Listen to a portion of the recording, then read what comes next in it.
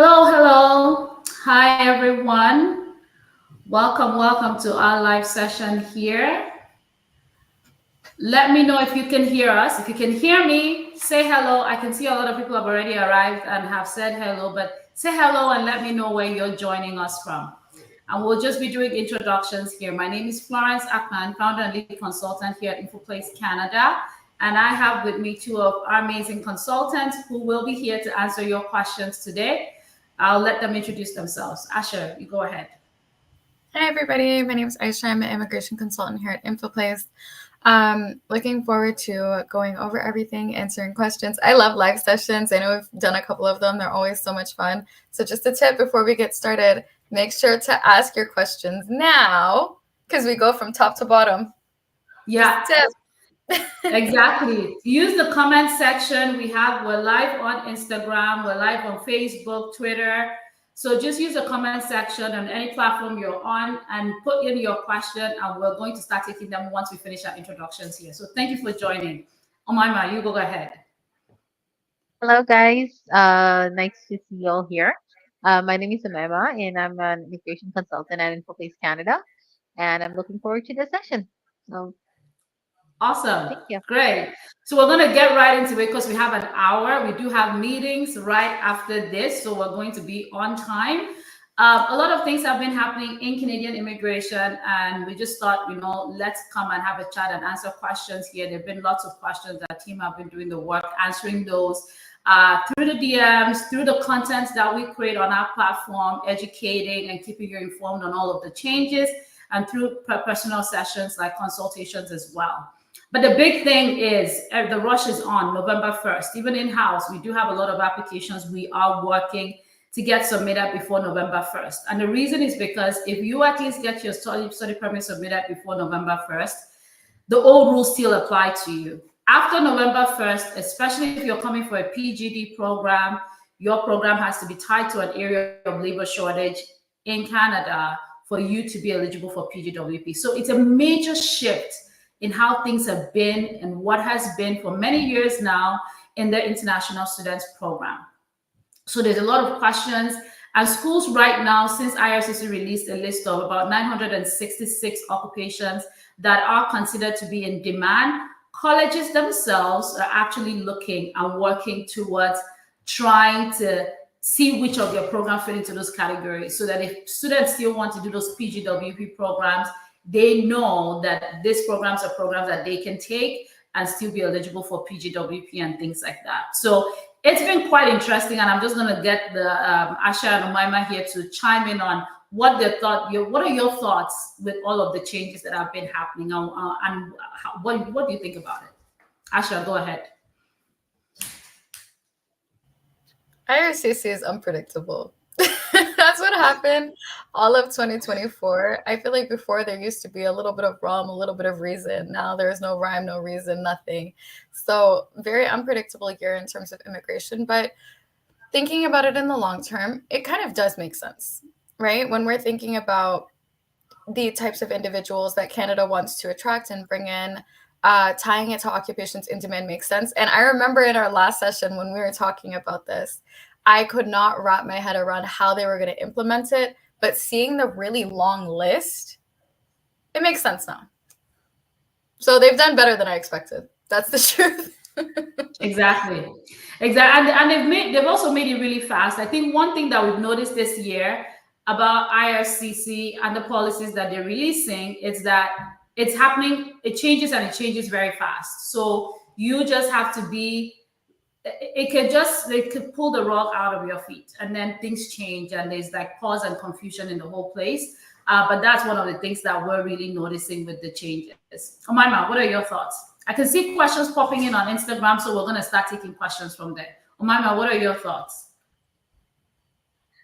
I see a lot of people getting worried, but as you said, kind of unexpected. But obviously, we're here to help you guys out.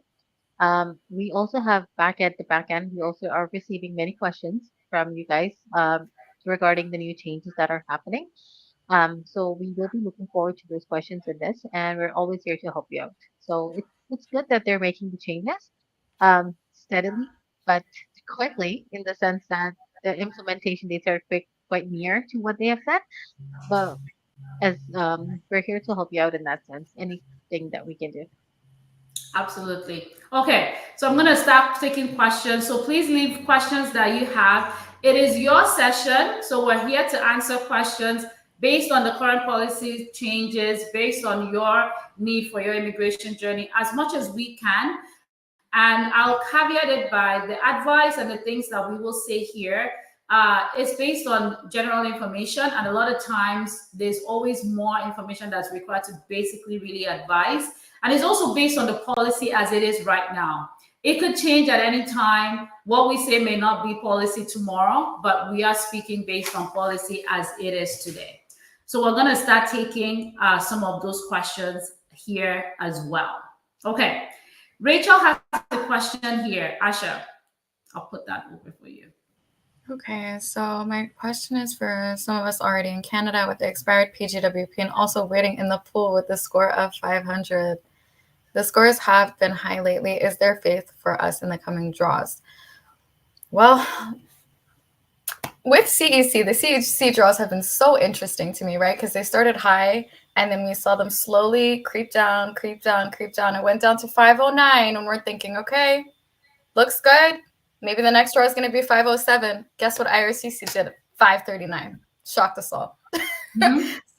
So I would say if your score is 500, it's not a bad score to have. It's a really good score to have. But now is the time to increase your score. However you can do it. Have you maximized your English? That is always my first question. Because if you have not maximized your English, that is a very simple way to increase your CRBS score. If you've already maximized your English, it might be worth taking a little bit of time dedicating it towards speaking French, right? Maybe you won't meet the cutoff for the French proficiency draws, but if you can get at least that CLB level 5, it is going to give you some points in your express entry profile. So what the future holds right now is very difficult to say. Is a 500 score a good score? Absolutely. Is it going to be something that we see? Are we going to see a draw in the 500s happen this year? It's hard to say. We really don't know. The best advice we can offer you is maximize your score. If you haven't done everything you can to already maximize it, that's what you need to do. Absolutely. Great. Because you just have to. And then I would like to add to what Asha has said. In all your doings, ensure that you maintain your status in Canada. So you need to know exactly when your current status is expiring, just in case you don't receive an ITR on time. You need to explore the options of switching your status if you want to remain in Canada while you're still exploring those PR options, because the last thing you want is to become out of status while you're waiting to receive that ITA. Okay? All right. There's a question here that is on Instagram. Hi, I arrived in Canada last year for school. I couldn't go to school. I couldn't go to the school call to defer, and they told me it isn't needed. Now I will be beginning school in September 2025. Oh boy. Will I get a PGWP? First off, my question for you there is, how long have you actually been in Canada and not going to school? Because if you are in Canada for more than 150 days and you're not in school, you don't even have a study permit anymore, because the policies are very, very strict in Canada with status. Did school, because you're telling me here the school said it wasn't needed. I'm concerned about that. I would like you to look into that properly and see how long you've stayed in Canada without going to school. Did you make any efforts with IRCC during this period to switch your status from being a student to a visitor? Because that's how you would be able to stay. There's a lot of things that you have to look at. I would say there's a little bit of concern, but we would need to look into more detail about the length of time, the steps that you took. Was IRCC updated about your time not being in school? Okay? So I think you need to do a little bit of work so that you don't end up finishing your program and you're not eligible for PGWP. I hope that answered your question. Okay, we're going to go back here. Omaima, this is for you from Raju, joining from India. Go ahead, Omaima. Okay, so Hi, I'm from India. My wife is in Canada and have 2 years of experience and she's applied for PR and she's in Minnesota for 560 now. Okay, that's good. So 560 is a good score, I'd say. Hopefully, if she has 2 years of experience in Canada, then she would be at least a 1 year, then she would be eligible for Canadian experience test. If not, then she can come on a general job. But coming to your question, yes, if you are residing in India and she is in Canada, she can add you in the application since you just have to prove the relationship and then it can be done. She being residing in Canada and you residing in India. That's fine. And we've had clients like that before, where one of the spouses in Canada, the other is outside of the country. The spouse in Canada will submit the PR application with all of the documents, all of the requirements, proof of that relationship, sufficient proof of funds, and all those documents submitted. And once it's done, once you get to the end of it, you submit your application online, make sure your information is all consistent, make sure the NOC codes are properly selected, the right documents are used to prove all of the work experience included in the application. Once you have that done and the application is submitted and you get to that approval, she's going to go through a separate step to become PR in Canada because she's in Canada. And for you, you're going to receive separate instructions on how you're going to get your visa and your COPR, confirmation of permanent residence, to come into Canada. So it's completely possible that you can do that. And of course, if you need any help with your application as well, we're more than happy to work with you on your PR application submissions. All right. Thanks for joining, Raju. Okay. We have another question here from Instagram. So I'm going to be going both ways to serve both platforms here. I would like, so Asha, this is for you. I'd like to find out more about the changes on the SOWP. Is it that the new changes would just be for spouses of masters doing 2-year programs? So maybe Asha, just talk generally about what the change, what we currently know and what is coming that IRCC has speculated, has announced. Right. So policy as of right now is if your spouse is studying at the master's or PhD level, they're eligible for PhD, spousal open work permit, sorry. So in the future, they have said that there's some restrictions, right? So there's 2 areas that they've mentioned.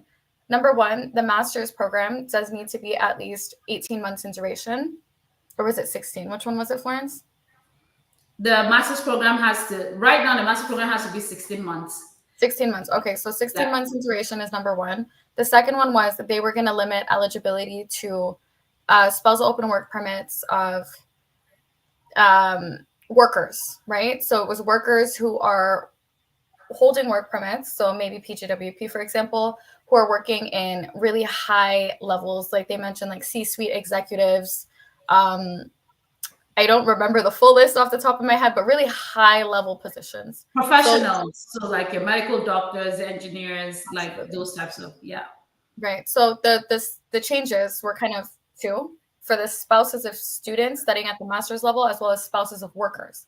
So it's spousal open work permit is getting changes kind of overall there. Mm-hmm. So right now, it has not been implemented yet. They have announced that because they said in the coming months. So right now, if you're the spouse of a student who is coming for a master's program, you can still apply for a PGWP. But in the coming months, like they said, you would only be eligible for a PGWP if you're coming for a program that is 16 months or more. So masters, bachelor's, or PhD, not still PGD. If it's a PGD, you're not getting. Sorry, spousal open work permit. Yeah, PGD, you're not still getting anything for that if your spouse is studying. So that's that difference. So it hasn't come yet. So if your spouse is applying right now for a master's program and you have the funds to all apply together, we would advise take the time, apply all together now because the policy might be changing soon. What we've noticed with policies when they are changing them is a lot of times people who have already applied are covered under the old rules. If you've not already applied, that's when you get impacted. So if you're already in the pipeline, in the process of doing all of this, you want to think about that and try to get that as part of your plans. If you have the funds to support it, then do it all at once. Okay? All right. Perfect. We have a question here. Chika Chiwendu has a question. My international passport expires in 2025. Am I eligible for a 3-year PGWP? My question is, can I apply to extend my work permit after renewing my passport? Yes. There's actually a policy for this. If you complete a program that is 3 years, and because of due to the expiration of your passport, you're not able to get the full 3 years, you are able to apply for an extension when you get your new passport. You just need to explain why you're applying for that extension, and it's a different type of application that you do. So it is possible, Chika. So depending on remember, it all depends on the program. As long as your program is eligible for that 3 years, then you will get that. When you renew your passport, you'll be able to apply for the remainder of the time. Okay. We have here, if a student, so Ash, you'll take this one. If I was an international student and I applied for LMIA exempt, does the work experience gained while applying for a closed work permit count towards Canadian experience under implied status? I think this person was trying to say under implied status. The question is not very clear. You have said apply for an LMIA exempt. So maybe you're working on an LMIA exempt work permit and you're asking too that it was a closed work permit. Does that count towards Canadian experience? And then you're also saying the experience was under implied status. So maybe Asha, just talk around what is eligible for Canadian experience, what type of work experience qualifies in general. That might answer this question. Right. So work experience that you gain in Canada while holding a study permit does not count towards the Canadian experience class. That's our understanding of it. In your situation, with you being a student and kind of switching statuses to work permit, I guess my question for you is, have you completed your education or your studies done? I think something like that could potentially be discretionary, because if you've completed your studies and you have maybe the interim work authorization letter or something along those lines, you might be okay to count it towards CEC. However, if you don't have any sort of interim work authorization letter, or you are still actively studying or haven't wrapped up with your studies, then you might have a challenge there.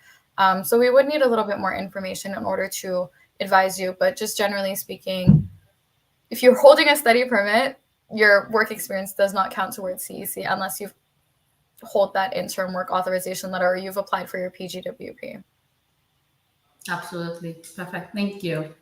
Amaima, I don't know if this was a two-part question, but it just says here, should I still consider a second degree because I'm only doing a 1-year program currently? What would you say to this person? What would you say to Sani? What would you say to her? Okay. So if you're considering going for a second degree program because you want a 3-year PGWP, you want to consider the options that are currently being held for PGWP, the new options. So if you're applying for your PGW for your study permit, and if the program of study is not, and if it's a PGD program, postgraduate diploma, or any certificate other than bachelor's, master's, or PhD, then you should consider looking into the programs. Will you be eligible for that for the PGWP once you graduate from that? Because that would really count towards you getting a PGWP. So that you can consider going for that, but just make sure that you are in the list of the programs for an PGWP. And the another one that yeah, so that's I think about it. Absolutely. Great. Thank you. And there's a question here. Do you help international students living in the province of Quebec? Quebec has its own licensing policies rule. Right now, we don't service if you're applying through Quebec immigration program. But if you were doing a federal program, we would be able to assist and represent. But if you're specifically applying to a program that is in Quebec, through the Quebec provincial program or something, we wouldn't be able to represent on that because we don't have the license to represent in that province at this time. Okay. All right. Someone has a question here about proof of funds. What is the actual amount of proof of funds for an international student from Nigeria? Asha. Nigeria doesn't have a specific difference when it comes to proof of funds. Any country, if you're an international student looking to come study, The proof of funds is the same, right? So number one, tuition fees. So what I will tell you guys is the minimum requirement to apply for a study permit when it comes to proof of funds is at least demonstrating sufficient funds for 1 year. So that's going to be your tuition fees for 1 year, your living expenses for 1 year, depending on your family size, as well as travel costs, so a flight ticket to and from Canada. Depending on your family size is also really important because living expenses vary based on your family size. So if you're a family of one, it's just you coming alone, 20,635. If you have additional dependents, then you have to look at the living expenses requirement there. But that's the minimum requirement for 1 year. But for example, if you are self-sponsoring and you're coming to do a 2-year program, it is advisable that you show sufficient funds for the full duration of your program, for the full 2 years, have the tuition fees, living expenses for both the 2 years. Because if you are self-sponsoring, you're the one bringing the money, you're coming to do a 2-year program, you only have enough money for 1 year. IRCC could inquire about how you will come to raise the funds for the 2nd year. So although the minimum requirement is 1 year, it is really advisable to have sufficient funds for the full duration of your program if you're self-sponsoring. Yeah, absolutely. So we actually have an article on our website, and I'm going to share it here in the chat. You can take a look at it. It gives you, like, what we did on the post was we created different scenarios of different people looking to apply to come study and things like that, how much it would cost based on family size, different programs. So I've shared that link there. You can definitely take that and look at it and see if that would help you as well. Okay. All right. Perfect. So I'm going to take another question here this time, but I'll take this from Instagram. Let's see what we have here. We have a question here. Hello, I'm an international student pursuing a general business program at Conestoga College. I am not sure that I shall extend my study permit to take any demanding course, or should I just jump on a work permit? So this person is probably trying to say, should I take a second program or should I get a work permit? I think this is very similar to what Umaima had talked about there. It really depends on, and this is what clients get from us too when you have a one-on-one session with a consultant, because your decision to add on a different program would depend on, one, your eligibility for PGWP and also your eligibility for PR. If your profile is looked at in detail and you do have a pathway at a program, you're scoring high enough, and with 1 year of PGWP or work experience, you would be able to transition to permanent residence based on the trends, then you might not necessarily need to add that additional cost to take a second program. But if there is need for you to do the second program, maybe for professional growth, career, and in addition that additional program would give you a longer time when it comes to your PGWP, you have to be cautious that now PGWP is now linked to labor shortage, and you can find a program that is linked to that. Then that would all make sense. But it's very difficult to say, go do a work permit, go apply for study permit again without looking at your profile in detail and looking at what your goals are, of course, probably transitioning to PR and how that can happen for you. So if you're in a similar situation, honestly, the best thing is to book our In Canada PR consult. This consultation is dedicated to international students, temporary foreign workers in Canada that are actually looking for ways to transition and stay in Canada. We don't just look at the PR pathway, but in that conversation with the consultant, they'll be looking at what your options would be to stay in Canada as well. If it involves working with an employer, then we'll let you know what that looks like, so then you can talk with your employer and see what all of that is. So it's very tailored to each person, and I think that's what you would need. But at a high level, you want to look at what your pathways are and also what you're eligible for before making that decision. Okay? All right. There's another question here on my mind. You can take this one from Chi.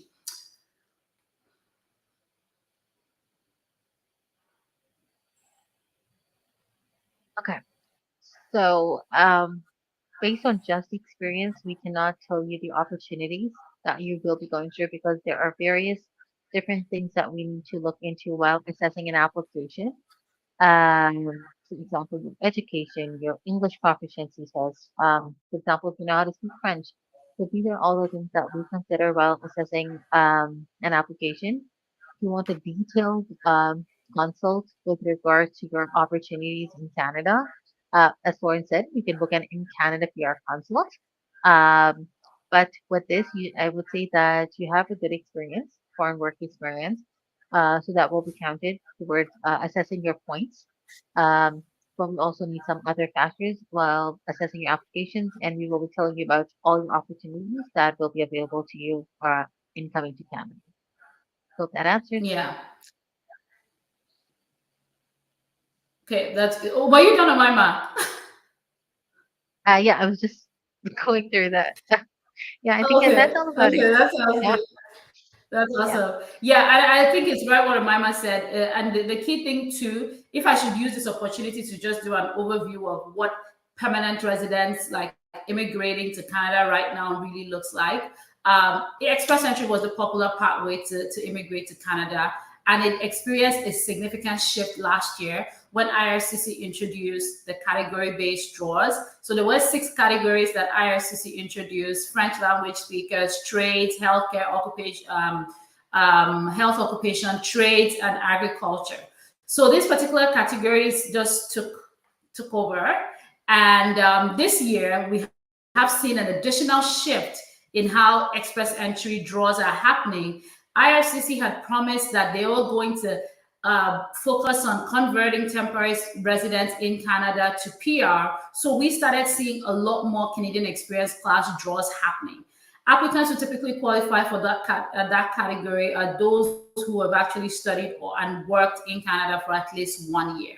So those are the shifts that have happened. So for applicants that are outside of the country and you're looking to come, you either at this point are falling into one of those categories where there's labor shortages in demand. If you have experience in that, and that's what Omama was saying, that we need to kind of look at in the 10 years, what type of experience has it been? What are your knock codes? Does it fall into any of the categories that are being prioritized here and things like that? And then from there can determine if you do have a pathway. Now, if all you qualify for is just FSW, the chances sometimes could be slim because they've not been an FSW draw in a very long time. So those typical out of country draws have not happened. But if you fall into one of those categories that I mentioned, then there might be a higher chance that you might be able to receive an invitation to apply. In addition to that, when you have that one-on-one consult, if you're outside Canada, we do have a PR consult for outside of Canada. We're looking at not just the federal program, but also looking at the provincial pathways as well to see what else you'll be qualified for in those pathways, what your options would be and things like that. Then it helps you know exactly what your chances are and if there are other ways that you can come to Canada. So it is a lot more to look at to determine what your options are and how you would be eligible as well. Okay, perfect. Okay, we have this question here from Rachel, and then I'll take one from Instagram. There is a lot of questions coming in, and we're already 30 minutes in. We're going to do our best and see how much we can get to. But Asha, take Rachel's question. All right. So she has an expired PGWP and she's applied for her visitor record. So Rachel, I hope you applied for your visitor record before your PGWP expired, so you're maintaining your status there. If I decide to take my master's, will I be able to switch back from visitor to study permit? So it depends on your eligibility, right? Do you have your admission? Do you have a good justification for pursuing a master's? Do you meet proof of funds? If you meet those requirements, you may be able to switch back from visitor to study permit. But please keep in mind, you only get a PGWP one time. It doesn't matter if you study in Canada and you do 5 programs, you're only getting the postgraduate work permit one time. So if that goal is to get another work permit, it's not the best route for you. Will you get additional points for having a Canadian master's? Absolutely. But if you're looking to get a PGWP again, it's not going to happen. Absolutely. Very well. Like nailed everything on that particular question. Not just about taking additional program. I see where you're coming from, Rachel, but you really want to assess your situation and see what the best option would be for you if the purpose of that was just to go in there and get that additional program. Okay, awesome. Thank you. Debola has a question here. Debola, there's so many people in your shoes. We have seen this. We have some in-house. We have clients that we're still waiting for with delayed application. IRCC's processing time could be crazy, but I'll give you a couple of tips here. If you're probably when you did your application, you're told IRCC, I want to visit Canada on this date at this time. That time has probably passed now. You've not heard from them. So send an updated letter to them, give them a new date of your travel, tell them you still are here, you still want to visit, you still have the money, everything that is needed, but you've not heard back. They should just let you know if they need anything more from you to process your application, and someone will probably respond to you. Fingers crossed. And I say that with fingers crossed because it's not all the time they respond. But the good thing with that type of messaging via a web form is that someone is most likely going to take a look at the application and see how long it has been waiting. So don't just sit around waiting. Submit a web form, but don't just go asking IRCC, I need my application now. Why are you taking so long? Use an opportunity to provide updated information in your application in a polite way, and hopefully someone gets back to you. So just use a web form and send the messaging just like I said. All right, great. Okay, let's see what we have here on Instagram. Question here. Someone said, I think it's just advisable to hold on right now until the rules have settled by then or something. I think they're just advising someone.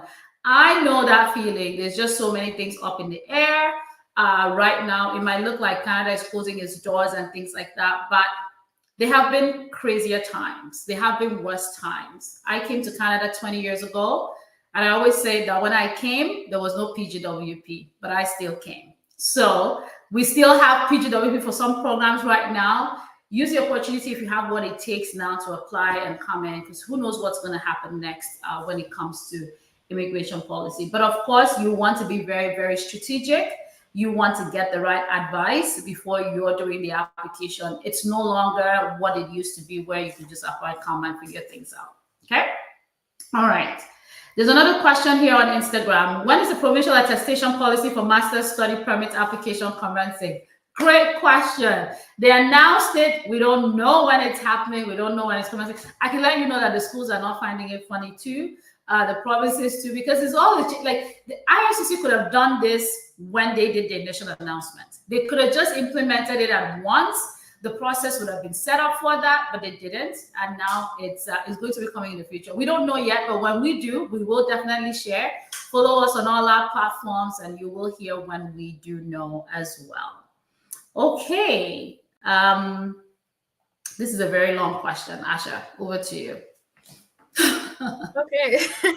All right. So I'm a Nigerian. I reside in South Africa. I'm married though. My resident permit in South Africa is still with the Department of Home Affairs. Okay. We've heard South Africa is experiencing backlogs. So you're planning to go to Canada next year for my MSc, and my husband wants to go with me.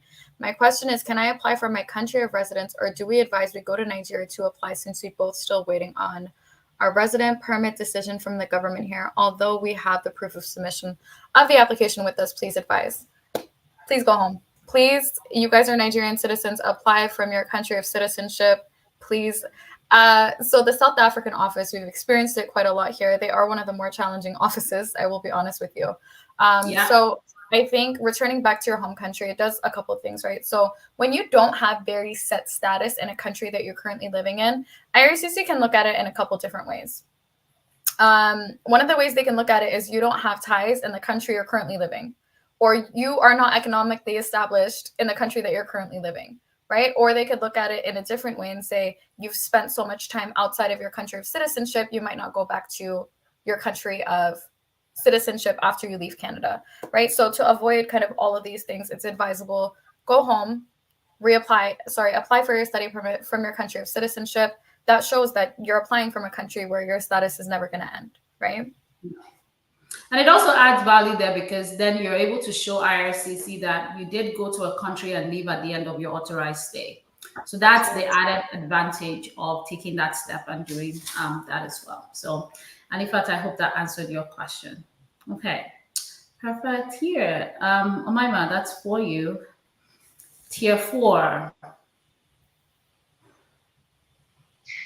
Okay. So, doesn't having a job in Tier 4 deny you from being placed in the Canadian Experience School for express entry? And secondly, does my 16-year-old son necessary for when they don't work for to take a part-time job? Okay. So, looking at the first part of the question, a Tier 4 category will not give you points in the Canadian Experience class. It only is tier category from 0, 1, 2, 3 will give you points in the Canadian Experience class. So it will not deny you from putting the experience, but it will, if even if you would put your experience in the express entry, it will not count. So it won't deny you. It also really depends on if you're eligible into making, let's say if you have Canadian experience classes, if you have experience in CEC, which is just in tier 4, then you won't be eligible for Canadian because you have to have experience in 0, 1, 2, 3, as I said, right? So if you have that, then you're eligible in putting your application in the CEC. Coming on to the next part, if you're 16, according to the current laws, you can only work part-time on a study permit. That is 20 hours per week, I think. Yeah. So if he's working part-time and it's 20 hours or under, then he does not need a work permit. But if he's going to go more than that, then he does need a work permit to work Yeah, in Canada. absolutely. Perfect. Awesome. All right. Let's see here what we have here. Asha, someone has this question on Instagram, and I think we've seen this a couple of times when we're doing PR applications and even PFLs that have come. Can I claim an experience I did not put on my study permit application for PR? Well, okay. So with this one, it's a little bit, you can claim the experience that you didn't put on your study permit application. But the thing is, you want to address it head on. Before IRCC looks at your PR submission, compares it to your study permit application, and comes to a conclusion that you've misrepresented yourself, you want to address it head on. What we've seen so far, honestly, and through our years of experience, IRCC, they respect when we address things head on, upfront, before they piece it together. When they piece it together on their own, they're a little less lenient. So you need really good justification. Number one, why didn't you put it on your first study permit application? Is it that maybe there wasn't enough slots, or I don't know, maybe for whatever the case is, right? You want to explain why it wasn't included on the study permit application. Number two, you need very strong supporting documents for that work experience to prove that you actually did it. So reference letter, initial employment letter, pay slips, whatever else you can obtain from that job to show, hey, this is a job that I've actually done. So that's what I would do. Just make sure it's explained upfront. Awesome. That's great. Perfect. So as we scroll on this platform, there's just so many questions. So I might miss some questions. We may not get to all of them here, but I will try to come back. I've already seen people telling me that I've skipped their question. I'm going to see if I can find your question. But as I'm scrolling through, if we don't answer your question, you can definitely send us an email, ask@infoplacecanada.ca, and our team will do our best to answer. If it's one that requires a sit-down conversation, then they will give you details on how to schedule a call with one of our consultants as well. So someone has a question here. Please, how would you advise a nurse to relocate fully based on the current rules? Relocating, that's a big question. That is a huge question that doesn't have a straight answer. Honestly, what I'll tell the nurse to do is to schedule a consult with one of the consultants to look through all of the eligibility and options and see what their options are. But the truth is, as a healthcare worker, you do have a lot of opportunities because healthcare is prioritized across various programs, not just the federal programs, but the provincial programs. But it's not just enough to have experience as a nurse. There are all the other requirements that you still need to meet as well. And that's where having that conversation with a consultant would be very helpful for you. So being a nurse is already an up for you, but all the extra things that you need to find out, have a sit-down conversation and go through what that looks like here as well. Hi, Adiola. So you're asking again, my answer has not changed, unfortunately, until the spouse is in Canada. That's when we can apply. We're not going to do an application just because we want to try IRCC out. That's risking the applicant and that's risking the chances of you getting something. The policy is clear. You have to be in Canada before you apply for a spousal open work permit for your spouse. So that what you can do is try to come in early. The application can start before you arrive so that the moment you hit ground and hold a study permit. So the policy is very strict right now. It actually says if you did not apply together for that spousal open work permit, If the one spouse applied by themselves for the study permit gets approved and then wants the spouse to come on a spousal open work permit, they have to be in Canada and hold a study permit before they can apply. So we don't want to play with IRCC right now, especially the climate and how things are. So the advice would be try and come early. You can start the application way ahead of time so that the moment you arrive in Canada, the application is being submitted. So you might want to do that. I understand that there's the policy change coming in, but the one thing would be trying to get in here on time. We've seen clients come in as early as 2 months before start date, and so far it's been good because you're able to explain that you want to come in, settle on time before school starts and things like that. So that would be the one added tip there to that particular question. Okay. All right. Let's see here what we have on Instagram. And I'm going to take questions that we've not answered already. What we've been doing so far is going to be available on all platforms again, so you can rewatch it and get the questions. I'm going to look for unique questions that we've actually not already answered, and then we can bring that up as well.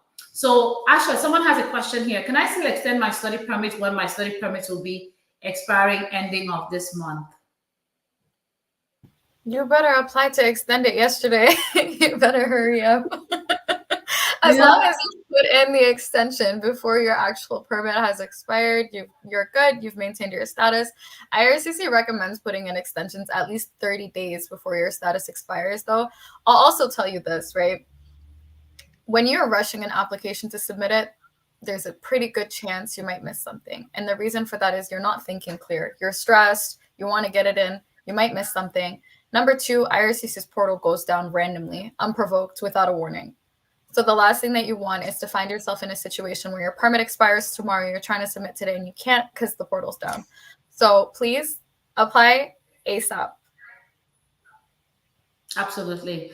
Apply ASAP. And I always say, when I say if you're in country, don't leave it till last minute. Like apply early. Because sometimes we have seen situations where someone has applied early for their study permit and it got refused, an extension. The good thing when that refusal came was that they still had the previous status. It had not expired yet. So they were not out of status. They were able to immediately correct any wrong, come to us, we work with them, we fix it, and the application goes in again. But when it comes back, you don't apply on time, and then it comes back, and God forbid something went wrong, you're now out of status. You don't have to apply for restoration. You need to stop going to school. You can't go to school anymore at that point. It just gets so complicated. So the best thing you can do for yourself if you're in Canada is don't wait till last minute to extend any status that you have or even switch status, because you don't want to get out of status, because it just really complicates a lot of things. Okay, let's see here. Oh, so many questions. We have 15 minutes left. Let's talk about, well, let's see here. What question do we have? Something that we've not done before. On my map, this one. I can't put it. To get teacher French language proficiency, am I allowed to use 2 languages, IELTS and TEST with CLB7? So if you're aiming for French, then your first language should be French, and that too with minimum of CLB7. That is yes. So for CLB7, you need to have that in the draw. But then again, if you're going for French, I would say the same thing. You need to look at other factors as well. For example, your age and all of that matters. Giving English will add additional points as a second language, but for French, you'll need to have at least this much of points to get into the pool for French language proficiency, which will allocate you points. And the draws for French are lower as compared to the other ones. If you have a look, and they're having draws for French as well. So it's a good chance that if you have CLB7, you have a really good chance of maybe meeting the ITS one. Awesome. Excellent. How can someone whose PGWP is expiring in October extend work permits? Asha? Damilula, it's October already. It's October already. You should have asked this question months ago. So extend work permit, right? So there's very limited ways to extend a work permit when you're already in the country, to be honest. If your PGWP is expiring, IRCC told us flat out, there's never going to be PGWP extension. So don't hold your breath and wait for that. What you can do is kind of two options. If you're able to learn French, if you're a French speaker, there is the Francophone Mobility Work Permit, right? With that one, it requires CLB level 5, I believe, in 2 areas of French. I think it's like speaking and listening. CLB level 5. Yeah, CLB 5 and speaking and listening, or it's just 2 out of the speaking and listening, CLB level 5. Perfect. So that's a Francophone Mobility Work Permit. As your employer provides you job offer, they pay a compliance fee. There's a little bit more that goes into it, but that's the Francophone Mobility Work Permit. Again, closed work permit. Option number 2 is LMIA, so if your employer has an LMIA, a positive LMIA, or if they're willing to go through the process, that's an option for you as well. So they need the positive LMIA from there. You might be able to apply for a work permit. Again, it's going to be a closed work permit, but the options are limited when it comes to extending a work permit. If you're actually able to get permanent residency, submit a PR application and you get your AOR, you also have the option of a bridging open work permit, but there's not many options when it comes to extending a work permit at this time. Yeah, absolutely. And speaking to your employer, sometimes what we've done for many of our clients are speaking with the employer employer may not understand what the LMIA process is all about. Lots of employers don't, but if they're willing to support you and you've been doing a fantastic job for them, they may be willing to take that extra step for you. We're happy to have a conversation with them. Contact us, reach out to the team, and just explain what the process is like and if they'll want to do that. And that would be another way for you to be able to extend your status as well. And whatever you do, don't let your status expire, please. If you can't find a way to extend it, put in a visitor record application so you at least maintain your status in Canada, because applying for a restoration, it can be complicated. Yeah, absolutely. Mohammed has a question here, Umaima. How can make clarification for my job confirmation offer letter are legitimate or fake? So it really depends from which company are you getting the job offer from. So yes, we do get this question a lot, and it's not something that we can confirm. Whoever is providing you the letter should be of a trustable organization or a person, and see if the job confirmation or the offer letter are in what sense. So let's say if you're using it for PNP, make sure it is legitimate, because the options, if it is not, or whether you're applying for LMIA, if they're not, there are consequences for that. So whoever you're getting the job confirmation from should be from a legitimate person. Um, if you're applying for LMIA, you can check if they're putting your name on it. So that would be one of the options that you can check. Other than that, you have to trust the person until you get that confirmation for that specific job. Absolutely. Perfect. Thank you. Thank you very much, Umaima. Bella has a question here. If you have a full scholarship from your employer, do you need to give, but they do not give out their bank statement? What can you do, or what document do you need to submit? That's a very good question. It's always tricky. Different companies, different things, different processes, but it really depends on the company. Is this something that the company does year after year?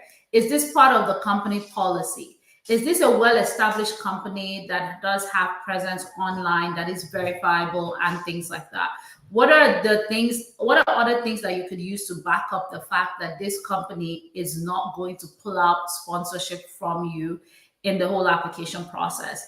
I would say in this type of situation that you have this, a backup would still be to look into having some funds of your own as well, even if it's covering living expense and all of that.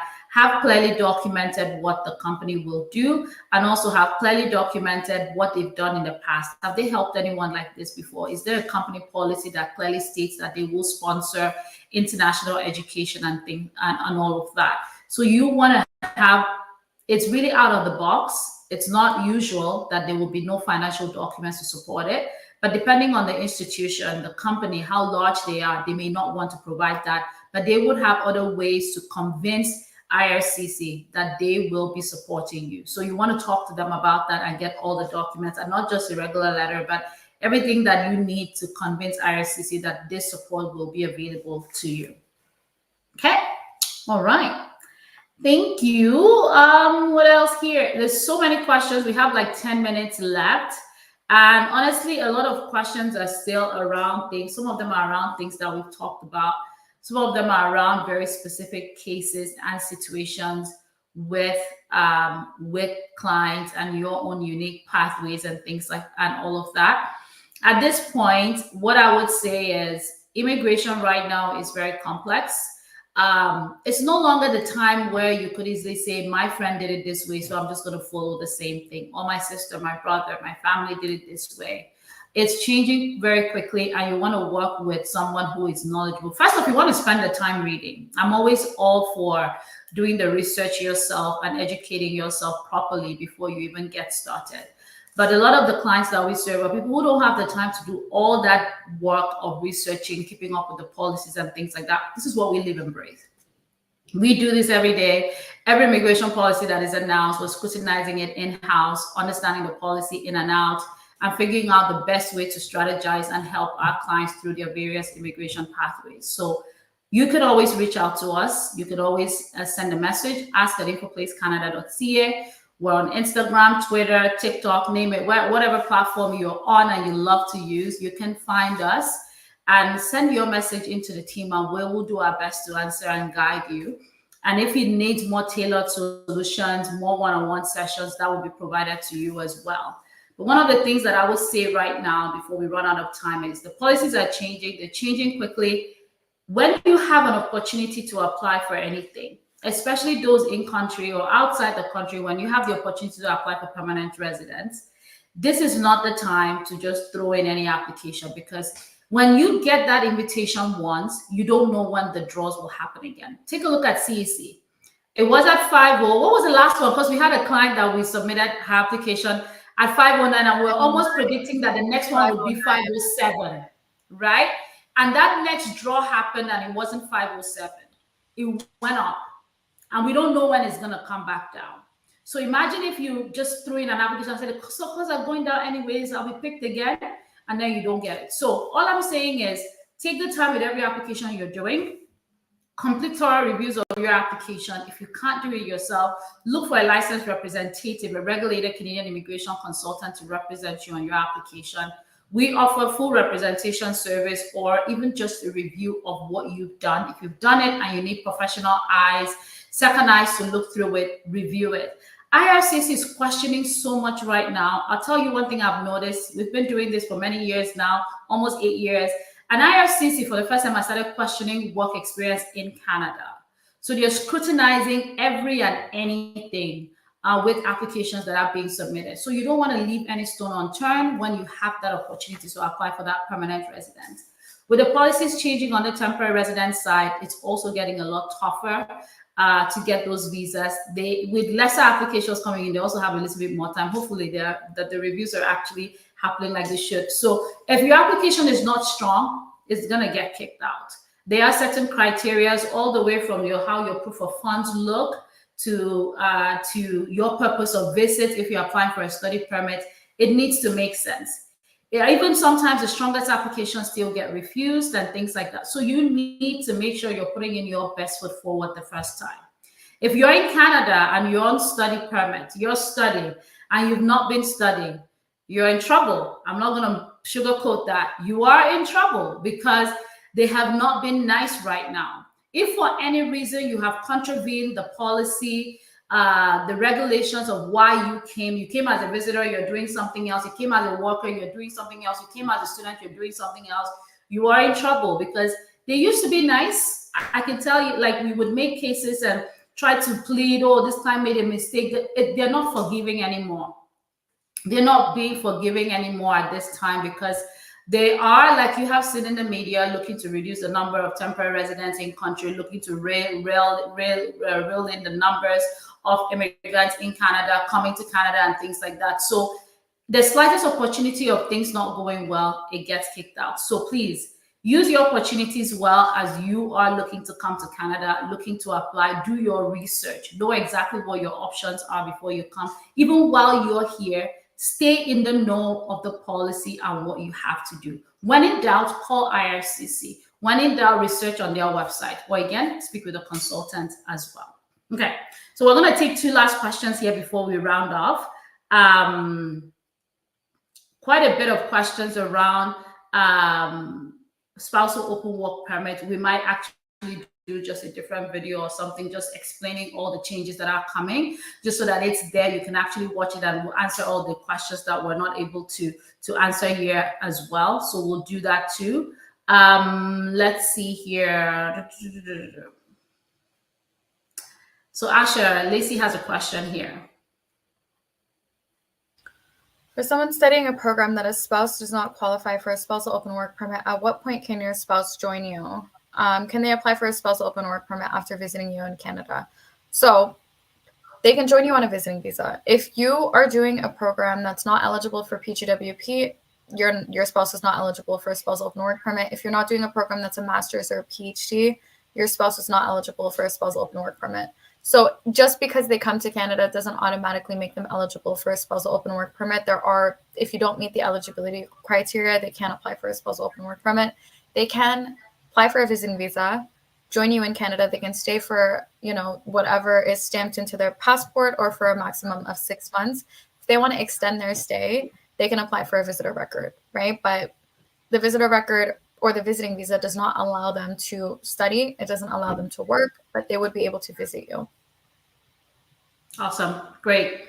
There's a question here on Instagram. Can I apply for PGWP with my kids and my spouse all together? What is the answer to that question?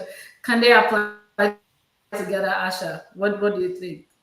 Does the principal applicant, if they are applying for PGWP and the husband is applying for a spousal open work permit, in order for your spouse to qualify for the spousal open work permit, you need a job. If you don't have a job, your PGWP might get approved. The kids might get approved. Your husband's going to get refused. You need a job. Yeah. So that's it. And this happens a lot. A lot of people just think because my spouse had a PGWP when I was on study permit, then I'm fine. You need to have a job before your spouse can apply for a spousal open work permit. So if you don't have a job right now, as you're applying, then you might want to apply for just you and the kids first. And then when you get a job and you start working, then you can add your spouse. If your spouse's status is expiring, what you might want to do in the meantime would be to apply for a visitor's record to switch status in the meantime and all of that. So whatever the case, make sure everyone still has status as well. Okay. All right. Okay. We are right here at 1:00. We're not going to be able to get to all the questions. There's a lot of questions that have come in. Like we said, send this question into our team. We will work with our team to respond to as many as we can. Ask at infoplacecanada.ca. Book a consult, book a one-on-one session as well, and apply for all representation. We do serve on all types of applications. The only type of application we do not serve on right now are refugee type application. If you're looking for refugee services, we don't represent on that. But any temporary residence application or the PR application, provincial programs, name it, you can come to us. Study permit, visiting visa, work permit, extensions, reach out to us. We have extensive experience in-house, and we're more than happy to work with you through those as well. Last words, Asha, any last words? Something that's been kind of on my mind these last few days. I've spoken to a lot of clients who've talked a lot about applying for a PR application, and because they have a PR application being submitted, they have implied status. We are here to tell you, submitting a PR application alone does not give you implied status in Canada. I want to scream it off the mountaintops right now. Please maintain your status in this country. Now is not the time to find yourself out of status. Those are my final words. Very good final words. Please don't assume. When in doubt, get an answer. Please. When in doubt, when you don't feel comfortable about something you're doing around your status, just speak to someone. Umaima, any last words?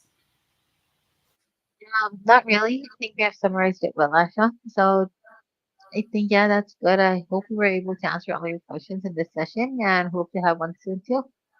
That's it. Awesome. Thank you so much, everyone, for joining. We will have another session next month.